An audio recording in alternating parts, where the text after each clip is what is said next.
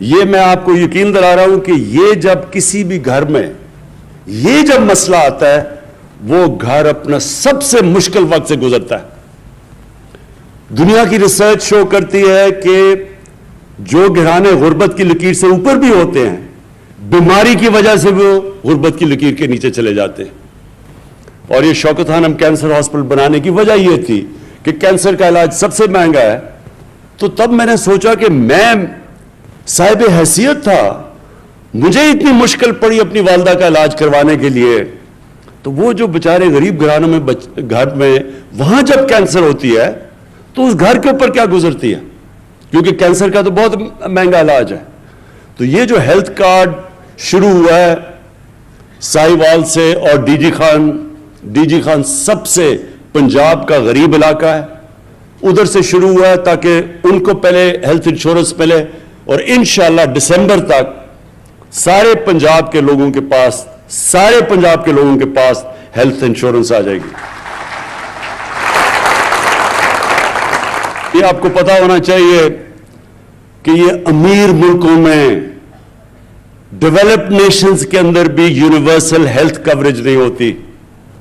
یہ اللہ کی بہت بڑی نعمت ہے، اور میرا یہ ایمان ہے کہ جو ہمارا ملک بنا تھا اسلامی فلاحی ریاست، وہ اس ویژن کی طرف اب جا رہا ہے کہ عام آدمی کا سب سے پہلے علاج، اس کے بعد تعلیم۔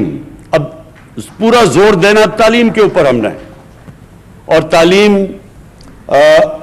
سی ایم صاحب اس کے اوپر ہم نے خاص توجہ دینی ہے کہ جو عام آدمی سرکاری اسکولوں میں جس طرح کی تعلیم مل رہی ہے اس کو کیسے اپ گریڈ کرنا ہے۔ ہم نے فیصلہ کر لیا کہ ہم ایک کورس سلیبس پاکستان میں لے کے آئیں گے۔ یہ اپریل میں جو فیڈرل گورنمنٹ اور ہم نے اپنے دو جو صوبے جدھر ہماری گورنمنٹ ہے اور اب تیسرا گلگت بلتستان، ہماری پوری کوشش ہوگی کہ ایک کورس سلیبس سب کے لیے ہو، یعنی انگلش، یہ نہیں کہ انگلش میڈیم، اردو میڈیم، دینی مدرسے، ایک ہی ملک میں 3 سلیبس چل رہے ہیں، 3 کلچر چل رہے ہیں ایک ہی ملک میں، تو انشاءاللہ ایک ہی سلیبس کورس سلیبس سارے ملک میں اپریل سے شروع ہوگا۔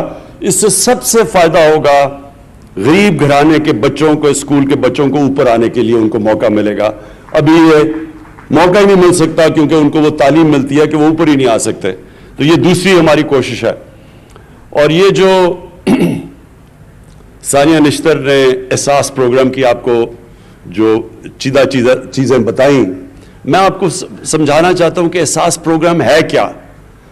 دیکھیں، ہر ملک میں ایک لفظ انگریزی میں استعمال کرتے ہیں سیفٹی نیٹ، کہ جو نچلا طبقہ ہے اس کے لیے، غریب لوگوں کے لیے، ہر ایک جو فلاحی ریاست ہے، مثلا ڈنمارک ہے، سویڈن ہے، ناروے، یورپ کے اندر بھی زیادہ تر ملکوں میں، انگلینڈ کے اندر ایک سیفٹی نیٹ ہوتا ہے کہ غریب اگر بیمار ہوتا ہے تو اس کو مفت علاج کی سہولت ہو۔ دوسرا کہ وہ بچوں کو تعلیم دے سکے، اگر اس کے پاس پیسہ نہیں تو مفت تعلیم اس کو بچوں کو ملنی چاہیے۔ تیسری چیز، وہ اس کے لیے حکومت روزگار کے موقع دے کہ اگر وہ بے روزگار ہوتا ہے تو کوئی نہ کوئی ایسا حکومت کے پاس پروگرامز ہونا چاہیے کہ وہ روزگار دے، جو کہ ابھی آپ کو ثانیہ نے بتایا کہ اور یہ کامیاب جوان کے سستے قرضے، جس طرح یہ ٹریکٹر دیے ہیں، یہ اس طرح کی گورنمنٹ کے پاس پروگرامز ہونے چاہیے سہولتیں دینے کے لیے جب کہ بے روزگاری ہو۔ تو اور پھر ٹیکنیکل ایجوکیشن، تو یہ پورا جو احساس پروگرام ہے اس کا مطلب ہی سیفٹی نیٹ نچلے والے طبقے کو دینا۔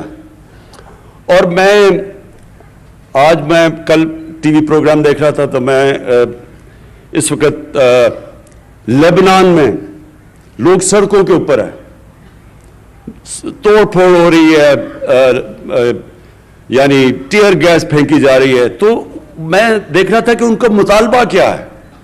ایک مطالبہ جو لوگ سڑکوں کے اوپر نکل کے مظاہرے کر رہے ہیں، ایک مطالبہ ان کا یہ ہے کہ جب وہاں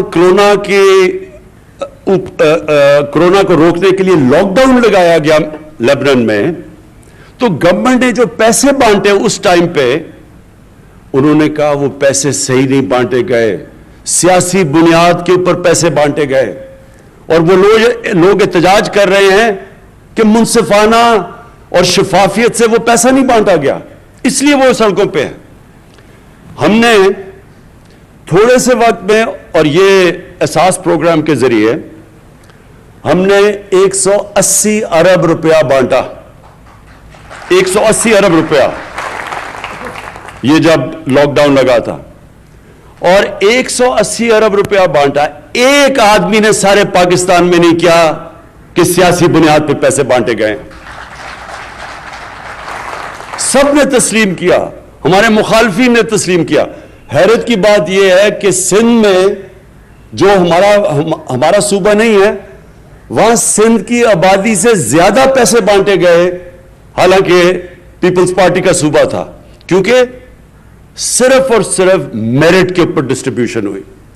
تو یہ جو آپ کا بھی پروگرام ہے عثمان ڈار کامیاب جوان کا, اس میں جتنی میرٹ ہوگی اتنا یہ پروگرام کامیاب ہوگا. جو لوگوں کو آپ پیسے جو چیزیں بانٹیں گے, یہ جس طرح آپ نے یہ جو ٹریکٹرز کا کہا, اور جو آپ بھی باقی قرضے دے رہے ہیں تاکہ لوگ اپنی بزنسز شروع کر سکیں, تو اس کے اوپر مجھے پتہ ہے آپ کا سارا سسٹم, اور اس لیے مجھے اعتماد ہے کہ اس میں لوگ جو بھی اس کا فائدہ اٹھائیں گے وہ میرٹ کے اوپر, اس کے اندر کوئی کسی قسم کی سیاسی افیلیشن یا کوئی فیورٹزم نہیں ہوگی, اور یہی وجہ سے انشاءاللہ آپ کا پروگرام بہت کامیاب ہوگا. اور ایک منٹ, اور میں جو امین اسلم جو آپ نے ابھی کیا, ایک بات کر لو بات.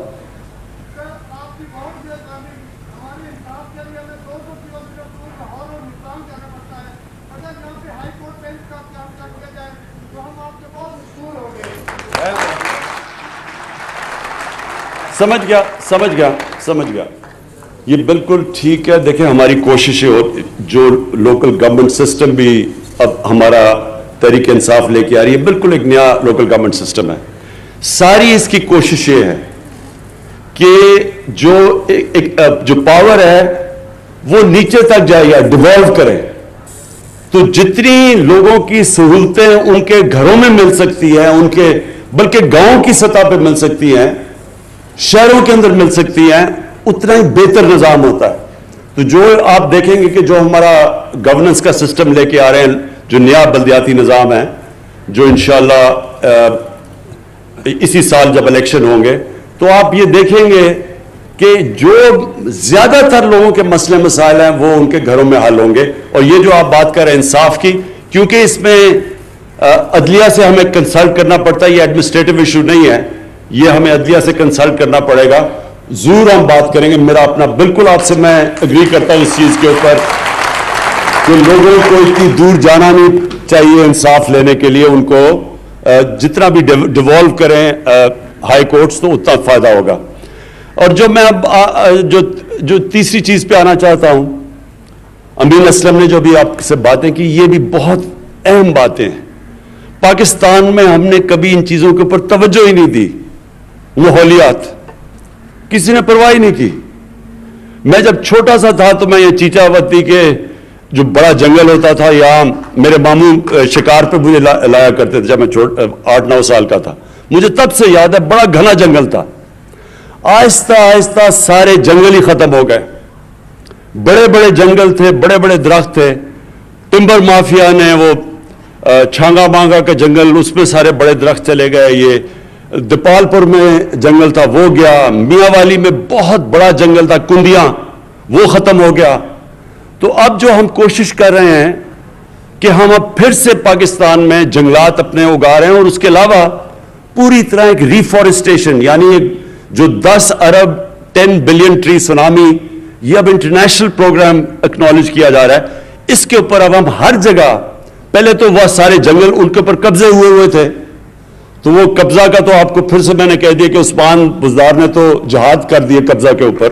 تو انشاءاللہ جنگلات کے بھی سارے قبضے چھڑائیں گے اور اس کے بعد ایک بس تو امین اسلم، ایک تو یہ بڑا زبردست آئیڈیا ہے کہ ہم پہلے جو سیوریج کو